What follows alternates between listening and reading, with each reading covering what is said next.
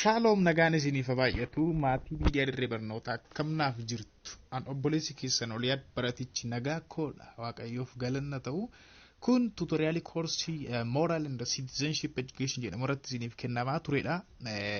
By the way partiin kun chapter 4 keessa kana fedha. Chapter 4 keessa dogongoraan kanan irra darbeedha jechuudha. Theorizing citizenship mata dureen jedhu kun. Commenti jalatti narge akkan irra utaale David Takkaalinyi jedha username namni commenti sana barreesse yookaan Daawit Takkaalinyi ta'uusaati. Baay'ee ulfaadhu akka kanatti isinis waan taajjabdan namni hojjetu dogoggora waan ta'eef commenti jala naa kaa isiniin jedha yeroo biraafiyyuu partii kana gaa isiniif hojjedha amma jechuudha ilaallaa wajjin irra utaalus warri isin jala darbe warri dhaqqabatan kunoo ilaallaa amma jechuudha wajjin. Theorizing citizenship maal akka ta'e galaallee jirra. Waa'ee citizenship yookaan lammummaa kanarratti tiyooriiwwan adda addaatu jira. Tiyooriiwwan arfan tokkodha jechuudha jalatti kan cover goonu. Gara video kanaatti tuunceen dura warri maatii keenya hin ta'in maatii keenya ta'a subscribe godhaatti yeroo hundumaa isin yaadachiisa kallattumaan gara tutoriaalii keenyaatti. Citizenship egaa essensii akkamiidha? Eternal essensii miti. Eternal jechuun kan bara bara kan hin geddaramne kan hin jijjiiramne jechuudha. Everlasting jechuudha. Citizenship yookaan lammummaan garuu akkas miti. Yookaan immoo tiyooriin waa'ee lammummaa irratti tiyooriiwwan kunniin dhaabbataa miti jechuudha. Hin jijjiiramu yeroo yerootti. Namoonni yeroo adda addaatti waa'ee lammummaa waan baay'ee jedhu jechuudha. Cultural artifactidha jechuudha. Cultural artifactidha. Molded by people through time, and that is why the notion of citizenship and the meaning tied to it changes with the change in political thoughts, ideological policies and the government. Hamuma yaadonni ilaalchi siyaasaa, ideologiiwwan adda addaa, yaadonni siyaasaa, poolisiiwwan adda addaa, mootonni sammuma geeddaramaa deeman tiyooriiwwan waa'ee lammummaa irratti ka'an jijjiiramaa deemu jechuudha. Sababni isaas lammummaan eternal essensii miti waan ta'eef jechuudha. Namoonni yeroo wayii waa'ee lammummaa yaada qaban yeroo wayiitti ammoo hin geeddarama yaada biraatu namoota biraatiin ka'a akka jechuuti. Other states acknowledge government intervention in the market. Amma gaa tiyooriiwwan kunniin kan isaan irratti focus godhan arfan kunniin intervention of government irratti. Yookaan immoo giddugalumsa mootummaa jechuudha. Giddugalumsa mootummaa irratti adda adda ta'uu baay'eesaa yaadni isaanii. Tokko tokko giddugalumsa mootummaa hin barbaadanii kan akka liberalismiin. Tokko tokko immoo kan akka communitarianismii mootummaa giddugalumsa mootummaa ni barbaadu. Intervention of government ni jajjabeessu. Tokko tokko immoo balanced kan ta'e yookaan calculated kan ta'e kan akka Republicanism faanti balanced intervention of government ni jajjabeessu yookaan ni deeggaru. Dhumarratti immoo multiculturalism keessatti aadaawwan baay'ee jira waan ta'eef achitti immoo affirmative actioniin waan akka equity maal kun akka barbaachisu yaada dhiyeessu jechuudha. Tokko tokkoon laallaga. Besides all citizenship rights haven't got institutional recognition at the same period. Yeroo tokkotti mirgoonni lammiilee institutional recognition yookaan beekamtii institutionalii hin arganne periodii tokko keessatti jechuudha adeemsa keessadha. Citizenship obligation vary to range from state to state. State irraa yookaan biyyaa biyyatti adda adda ta'a jechuudha. Fakkeenyaaf Eritiriyaa keessatti fi North Korea keessatti ilaala citizenship obligation maal akka fakkaatu. Amma Eritiriyaa keessatti faa namni kamuu ijoollummaa isaarraa yookaan immoo ga'umsaaf yeroo ga'u dirqama biyya tajaajiluu qaba miilitariidhaan yeroo ga'u jechuudha. Umuriin isaa yeroo waraanaaf ga'u dirqama qophaa'ee taa'uu qaba leenjii jechuudha. Yeroo barbaachisaa ta'etti dirqama biyya tajaajiluu qaba. Biyya keenya keessatti immoo mirga jedhama. Yeroo balaarra buutee maaliin alaga amma realitii isaallee beekuu baannu jechuudha. To those states fakkeenyaaf Itoophiyaa keessatti where every citizen under normal circumstances not obliged to take military training or serve. Amma Kooriyaa fi akkuma isin jedhe Eertiriyaa keessatti military trainingii fudhachuun dirqamadha. Qophooftee teessa waraana shaakaluu qabaata akka itti dhukaasan maalii isaa barta teessa. San booda yeroo barbaachisaa ta'etti biyyi fuutee adda waraanatti si ergiti. Eertiriyaa fi Noorz Kooriyaa keessatti. Itoophiyaa keessatti immoo hin dirqisiifaman jedha. Asirratti noottiin kuni. Kuni waa'ee maalii mul'isuu fi amma Itoophiyaan liberaaliidha liberaaliidha akka jechuuti. Biyyoonni kunniin baay'ee Eritiriyaa fi North Korean communitarian biyyoota communist country biyyoonni akka China fakkeenyaaf communist party tu bulcha yeroo dheeraadhaaf biyyoonni akka Cuba, Vietnam, Bermuda fa North Korea dabalatee Laos, Republic of Union of Myanmar isaan kunniin kommunistoota jechuudha. Baay'ee gaafa mata duree kana ilaallu barattoonni seera barachuu barbaadda fuulduratti sin gargaara. Maaliif constitutional law kan jedhamu koortiin tokko jira achirratti waa'ee kanneen hin kaasa jechuudha. Kitaaba John Alder barreesse irratti hundaa'ee kan barreeffame underlying political tradition mata duree xiqqaa jedhu irratti John Alder kaaseera jechuudha. Waa'ee liberalism, communitarianism, republicanism, constitutionalism, maali democracy maali kana jechuudha. Kanaaf si fayyada barattoonni seera barachuu barbaadan seef godhadhaa gaaf seera galtan si fayyaddi tutorialiin kuni. As a result, various citizenship theories emerged out of such historical theory trajectory kanneen irratti hundaa'etu citizenship theory adda addaa maal ta'an emerged ta'an yookaan hundeeffamanii jechuudha. Amma liberaalii keessatti maal akka fakkaatu laallaga. Liberal theoryidha. Theoryin tokko kan jennu akkuma kana dura isin jedhee dhalli namaa rationalidha. Uumama isaatiin jedhee theory amanuudha. Kanaaf interventioniin yookaan giddugalumsi hin barbaachisu. Ofumaa isaatiif of gaggeessuu qaba. Kan jedhee amanuudha. Theoryin liberalism jechuudha. Human nature is rational jedhee theory amanuudha. Rationalidha, intelligentidha. Kanaaf akka barbaadetti ofiimaaf of gaggeessu interventioniin hin barbaachisu theory jedhee amanuudha jechuudha. John Locke warra akka John Locke faanti liberalistoota fakkeenya fudhachuu hin dandeessu. Individual irratti ka focusing isaanii jechuudha. Liberal theory of citizenship begins with the individual person or the self jechuudha. Self yookaan immoo mataa ofii individual irratti focusing isaanii jechuudha yookaan local pointiin isaanii individually irratti jechuudha. Biyyi harka keessaa fudhachuu qabdi akka yaada isaaniitti. Hence in liberalism the primary political unit as well as the initial focus of all fundamental political include the individual person jechuudha. Individual person irraa ka'ee wanti hunduu ta'aadha akka yaada isaaniitti. Politically haa ta'u wanti kamu namni bakka politically gaaf jennu yaada isaa siyaasa keessattis gadhiifamuu qabaadha. Namni gadhiifamuu qaba akka barbaadetti yaada isaa dhiyeeffachuu qaba, participate gochuu akka ofii barbaadetti jechuudha. Liberals insist that individual should be free to decide on their own conception of good life. Akka barbaadanitti decide gochuu kan murteessuu qabaatudha. Baay'ee inni kun light handed kan jennu hin jiraamne theory seeraa keessatti light handed yookaan immoo night watchman or watchdog kan jennu jira.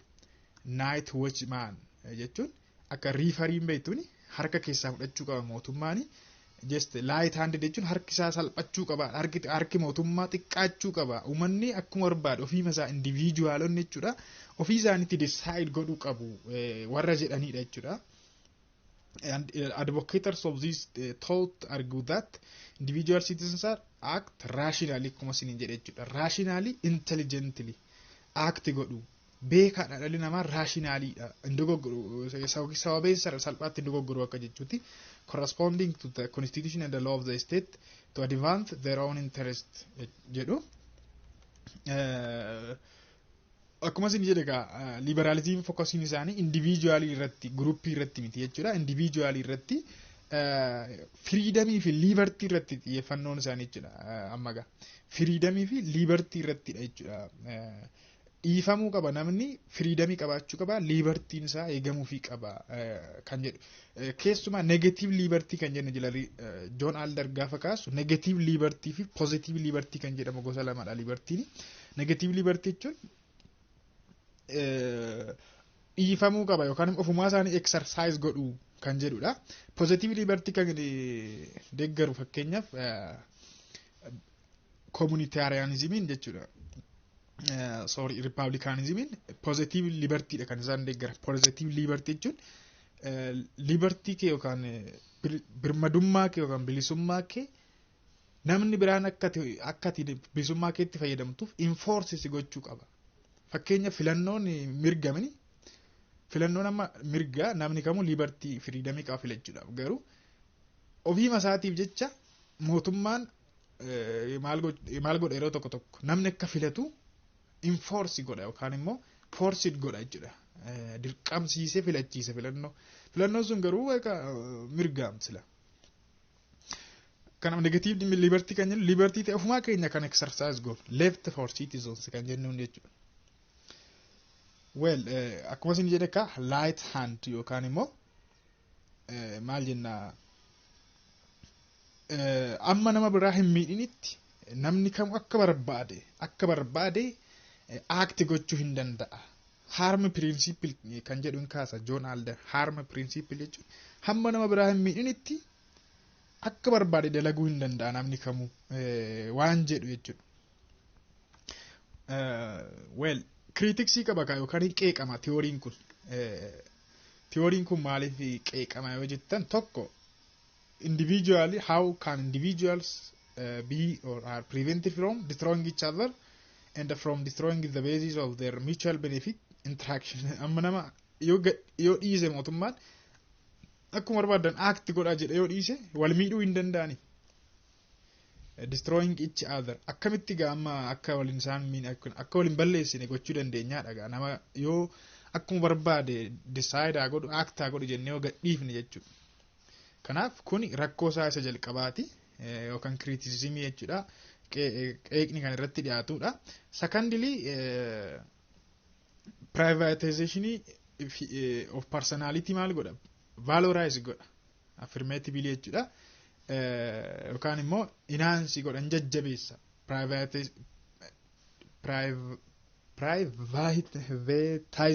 Privatization of personality jechuudha. Namuu kamma maal ta'a jechuudha gaafa san kopha galeessa jechuun akkamitti isin ibsa. Activity isaa commitment isaa hundumaan private gaafa ta'u namni ofii isaatti dhiifame jechuudha ofii isaatti kennameera jechuudha. Hence the problem has to do with the way in which individual and their ideas are framed. Akkamitti ta'adha namni yoo ofii isaatti dhiifame yaadonni isaa karaan inni ittiin act godhu yookaan hojjetu akkamitti akka framed ta'u akkamitti akka kalaqamu yaadaaga. Thirdly sadaffaan qeeqni sadaffaan liberal theory irratti dhiyaatu maalidha? Absolute freedom itti yoo kenname namni individual have absolute freedom either to actively engage in politics or ignore at all. Politics keessatti dhiisuu hirmaachuma dhiisu at all jechuudha. Guutumaan guututti dhiisuu illee yeroo danda'an yookaan immoo guutumaan guututti actively akka hirmaatan yeroo gadhiisu mootummaan yookaan biyyi.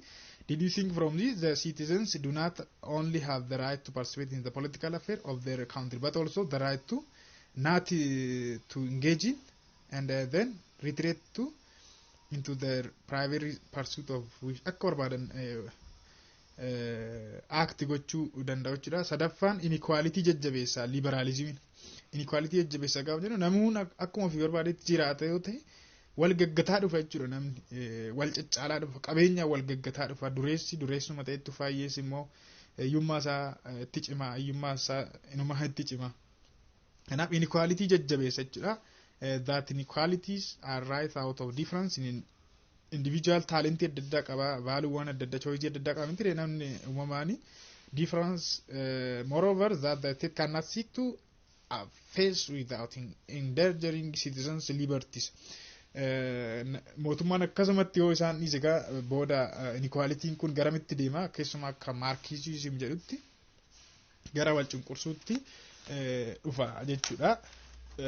Kanarra gara warri kana morman maayidhu keessumaa warri communitarianism yookaan nationalism socialism jechuun hin dandeenya isaan maal jedhanii qeequ warra liberalismii kana jechuudha. Man out of the social environment isolate godha nama dhala nama social environment keessa isolate godha out of the social environment isolate godha yookaan immoo dhiibee baasa yaanni jara kanaa jedhanii qeequ jechuudha. Maaliifi maani social animal keessumaa jedhugaa Aristotle faanti warri communitarianismii deeggaran arfaffaa irratti liberalism positive state that maintains substantial normative neutrality biyyi akka neutral taatu jajjabeessa. Neutral jechuun harka maratti akka teessu jechuudha. Neutral taate keessaa baatee jira riifarii mataatee akka teessu hin jira miti. Jechuun ammoo riifarii jechuun taphattoonni maalidha? Taphattoonni citizensiidha. Akka qaama liberalistootaatti taphattoonni citizensiidha. Biyyi garuu maalidha? Akka riifariiti yookaan immoo night watchman akka zabanyaa eegduu waardiyyaa jechuudha. Just taphattoonni dirreen siyaasa keessattis ta'e maalii keessattuu citizenii kan taphatu biyyi haala mijeessuu fi dhaabbilee tokko tokko sarvisiiwwan adda addaa mijeessuu fi kan kanarraa fi biyya harka keessaa fudhachuudha. Waan jedhuuf miinimaalistoota jechuudha. Agartanii liberaalistoonni miinimaalistoota jechuudha. Baay'ee gaariidha. Inni lammaffaan citizenship in communitarian thought or socialism jennaan isaa kanaan. Akkuma isin jedhu man is social animal jedha Aristotle. Man is social animal. Our collective knowledge is much more than individual wisdom or knowledge jedha Aristotle jechuun beekumsi keenya walitti dabalame kan tokkoon keenya irra hin caalaa yaada jedhu of keessaa qaba. Kanaaf society'n individualin jedhuga akkama communitarian thought'itti individualin namni dhuunfaan tokko kan kalaqamu individual is the product of society jedha. Society tu isa kalaqa akka jechuutti. Kanaaf communitarianismin maal irratti kan inni focus godhu society. An approach emphasizes on the importance of society in articulating the good or good life maal jedhu kanarratti emphasizing isaanii society yookaan community irratti jechuudha. Malee nama dhuunfaa irratti miti. The communitarian nationalists jechuun dandeenya. Argue that the identity of citizens cannot be understood outside the territory in which they live. Argitanii territory yookaan daangaa uummata keessa jiraatan sanaan alatti nama tokko hubachuu hin danda'amu jechuun hawaasa keessa jiru sana fakkaataadha namni. Hawaasa keessa jiru sanaan kalaqama amala isaas ta'e maaliinsa. Kanaaf all in all the two definition feature of community perspective are first non-individualist entirely self-created miti namni kamu self-created jechuun ofiin uumuudha. Eenyutu isa uumare society tu isa uuma. Individual is the product of society in which he live in akka jechuudha. Baay'ee nama hin amanu warri communitarianism kun nama hin amanan jechuun ofiisaatti nama dhiisuu hin qabdu. Namni narchariidhaan yookaan uumamaanii miti kan inni shape ta'u maaliini societyidhaan natureidhaan osoo hin taane nurtured jechuun societyidhaan uumamaa kalaqama shaped ta'a. Sociology jechuun hin dandeenye nama biraati.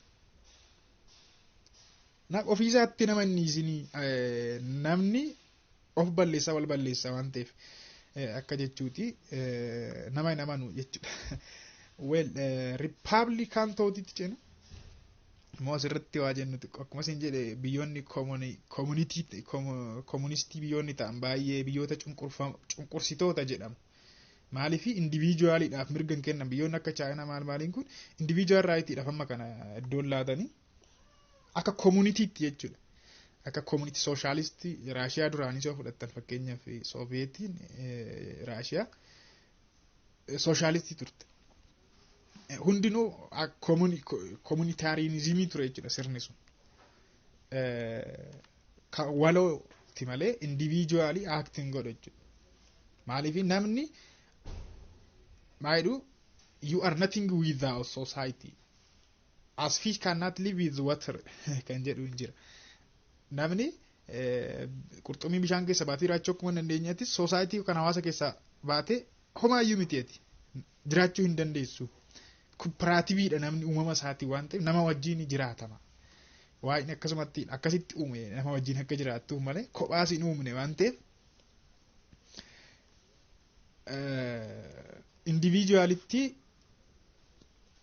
individualitii hin jajjabeessan jechuudha. Interventionii immoo hin jajjabeessu. Biyyi gidduu galuu qabdi.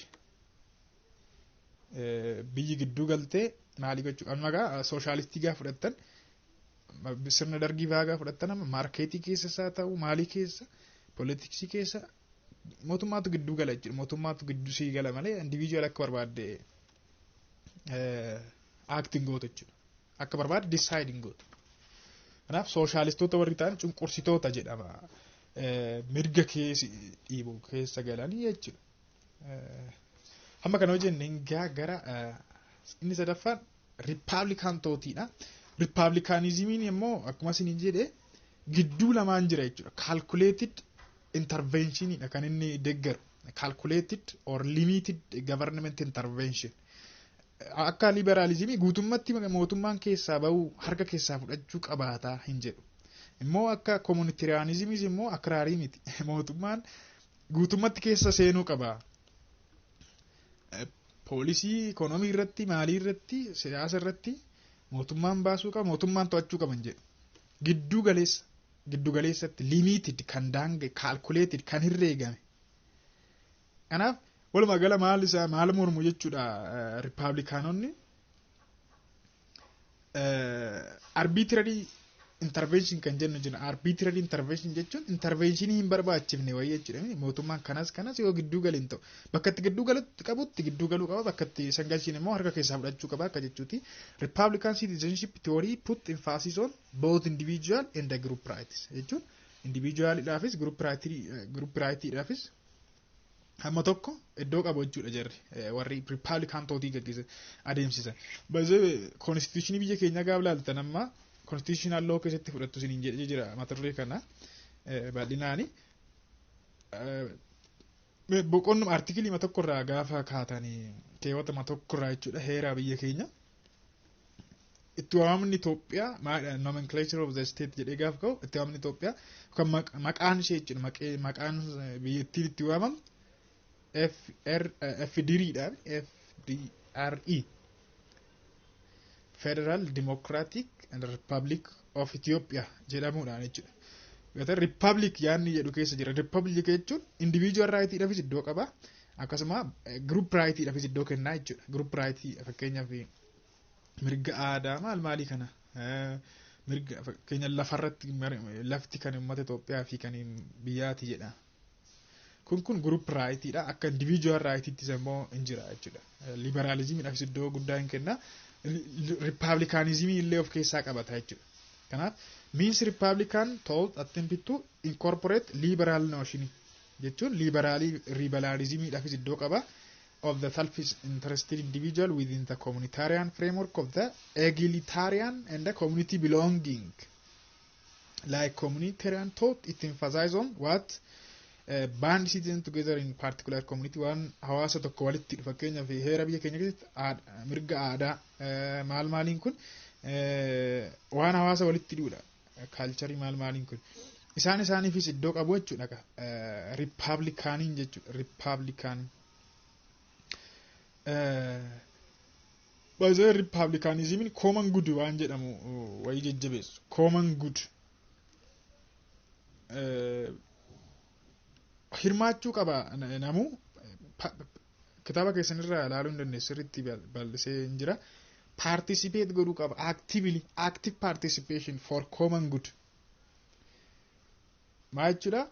Namu hirmaachuu qaba actively siyaasa keessatti maalii keessatti. Inumaa seera keessatti gaabbiran maal jedhu seera ofii keetii uumta waan ta'eef booda naan taane jechuu hin dandeessu. Kanaaf actively participate gochuu qabaata. Gaafa san fakkeenyaaf seerri tokko gaafa bahu draft yookaan raqiiqni seeraa tokko gaafa participate gootee ta'e ofii keetii uummattee booda eenyumayyuu hin komattu jechuudha. Kanaaf kana ooluuf komii yookaan rikreetii ooluudhaan maal gochuu qabaatta? Participate godhuu qabaatta actively jechuudha. Kanaaf active participation in jajjabeessa. Moojila keessanirra hin jira bal'iseen siyaasaa active participation in jajjabeessu. Common goodidha xiyyeeffannoon isaanii. Interference yookaan mootummaan gidduu galuun kan barbaachiseef common goodii fiduu faayidaa waloo yookaan common goodii argamsiisuu fi garuu arbitrary interventionii gaarii miti. Waanuma isan galchine hunda keessa galuun qabu mootummaanii bakka itti keessa galuu qabu keessa gidduu galee common goodii argamsiisuu qaba. Kan jedhu fokasiin isaanii political participationii maalii kanarratti akkuma siniin jedhe jechuudha. Republican citizenship has been criticized by scholars who advocate multicultural and other approaches of citizenship. Multicultural kan jennu hin jira approach arfaffaadha. Asirra hin jiru akka carraa slaadii kanarra akkasumattiin isin haasa'isa.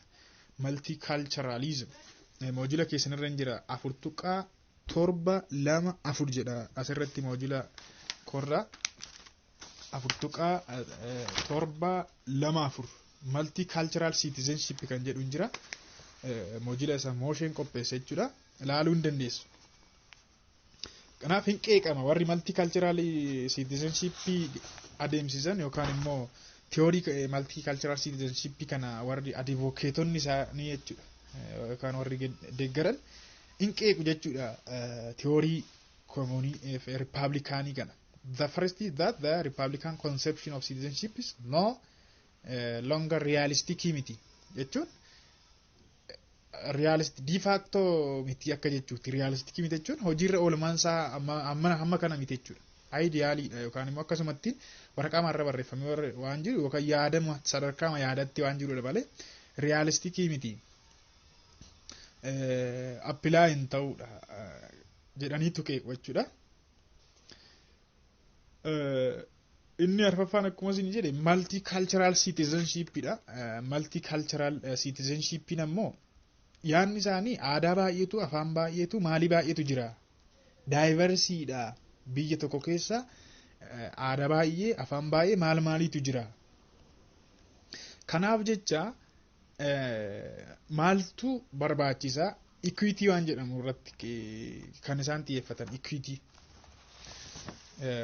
Principle of equity irratti jechuun tokkoffaa qabxiin isaan irraa ka'anii qabxii equity taking equality of citizenship as an starting point eeyyee walqixxummaan hin barbaachisa citizenship right keessatti walqixxummaan barbaachisadhanii ka'u achi ka'u jechuun it is essential to ensure that all members of society are formally included as citizens. Warra formally jechuudha citizenship ta'anii include ta'uu qabu biyya tokko keessatti warri citizenship akkaataatti argamu maal kunoo akka haringoo citizenship jala ilaaluu hin dandeessu formally miseensa biyya tokko warri ta'an karaa walqixa ta'een jechuudha akka citizenship yookaan akka lammiitti ilaalamuu qabudha. Kun starting point isaanii jechuudha. Lamaffaa immoo recognizing that formal equality of citizen does not necessarily lead to equality of respect, resource, opportunity or welfare. Garuu akkuma jirutti formal equality sana jechuudha akkuma jirutti fudhachuun equality resource maalii kana fiduu hin danda'u. Sababni isaas past injustice ture ta'a. Yeroo darbe gareen tokko cunqurfamaa ture, aadaan tokko cunqurfamaa ture, saalli tokko cunqurfamaa ture ta'a. Kanaaf equity waan jedhamu irra ga'u gaarfaffaa irratti ilaalla. Equity irra ga'u qaba. Jechuun walqixxummaa qofti barbaachisaa miti jedhu sadaffaa irratti immoo establishing mechanism for group representation and participation. Group representation sarfaffaa ilaalaa jirra baay'ee islaadii kanarra waan hin jirreeffanti isinii dabale. Establishing mechanism for group representation in the pathway despite formal equality disadvantage groupiitu jira waan ta'eef jechuun vulnerable warri ta'an jiru mini disadvantage warri yeroo darbeen sirna darbeen maalii darbeen miidhaman waan jiraniif jechuudha. Kanaaf mechanismii maal gochuudha akka isaan represent ta'a warri sun fakkeenyaaf yeroo bara darbe keessa society'n wayii gartuun hawaasaa wayii miidhameera yoo ta'e gartuun suni akkaataa affirmative action representative ta'uu qabu jechuudha. bakka bu'ummaa argachuu qabaatu.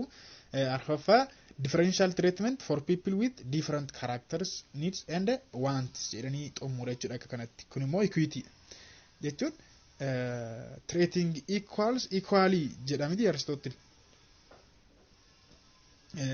Warra walqixa ta'an walqixa treat godhiidha. Garuu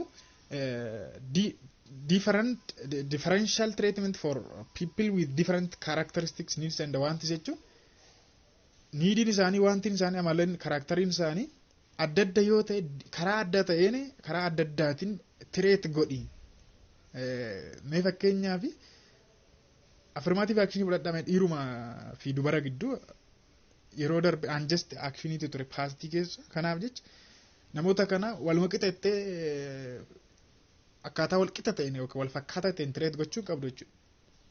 Maal gochuu qabdaga? Needs isaanii, wanti isaanii karaa adda adda ta'een guutuu fi qabaattaa jechuudha. Namoota warra akkanaa kana yookaan guruppiin tokko fakkeenyaaf yeroo darbe baay'ee miidhamaadha yoo ta'e har'a sirritti warra kaan caalatti maal ta'uu qabaata?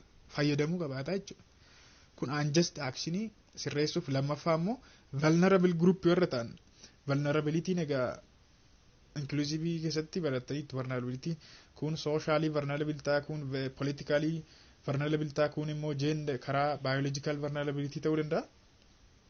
Vulnerable kan ta'an jiru balaatti warri dhiyaatan, naannoo gammoojjii warri jiraatan, kanneen karaa wal fakkaataa ta'een treat gochuu hin qabnu gaama tokko caalchisnee treat gochuu qabaannaa jechuudha wal qixxeessuuf jecha. Equity keessatti principle of equity keessatti akkan fakkeenya kanaan dura isiniif fudhe namoonni lama jiru. Namoonni lamaan kun hojjaa adda addaa qabu ta'e foddaarraan haalaalan jedhameera yoo ta'e foddaan ol jedhaadha. Inni dheeraa sun laaluu hin danda'a salphaatti, inni gabaabaan garuu laaluu hin danda'u miti. Kanaaf jira kana lamaa wal qixxeessuu qaban akka isaan foddaarraan laalan jarri lachuu akka wal qixa ta'etti jechuudha. Kanaaf isa gabaabaa miila isaa jala waa keenyee fi akka ol jedhee foddaarraan laaluu danda'u gochuudhaan isa dheeraa sanaan qixxeessuu dandeenya. Karaa kanaan equity fiduu dandeenya jechuudha. Equality qofti gahaa miti, equity fiduu dandeenyaadha. Walumaa gala tiyooriiwwan kunniin kana fakkaatu. Yeroo darbe waan ani dogoggoree utaaleefan itti deebi'ee isiniif hojjedhe moojila keessanirraa bal'isaa dubbisaa sirriitti isiniif ifa. Barattoonni seeraas ammoo seera galuu barbaadan yoo jiraattan freshmaanii hordofaa kan jirtan sin gargaara. Ulfaadha, galatoomaas sinan jaalladha baay'ee. Wanti irra darbee yoo jiraate ammallee na beeksisaa baay'isa. Kanaan irra darbeera wanti yaadu jiru gaa xumureema jedhee yaada. Kanaan dura paartii baay'ee hojjenneerra, civic irratti paartii baay'een hojjedhe. Galatoomaa nagaan naa tura.